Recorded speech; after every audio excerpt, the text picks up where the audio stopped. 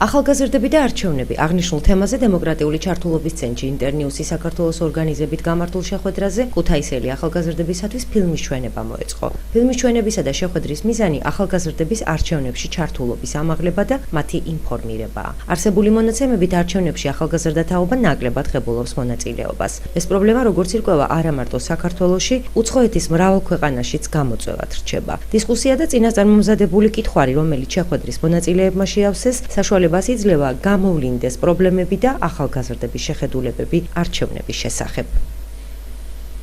ინტერნიუს საქართველოს ახორციელებს პროექტს ინფორმირებული ახალგაზრდებით ქვეყნის დემოკრატიული განვითარებისთვის და ამ პროექტის ფარგლებში დღეს ვაწყობთ ქუთაისში ახალგაზრდებთან შეხვედრას, რათა ავამაღლოთ მათი ინფორმირებულობა და მოვუწოდოთ აქტიურად ჩაერთონ საზოგადოებრივ ცხოვრებაში.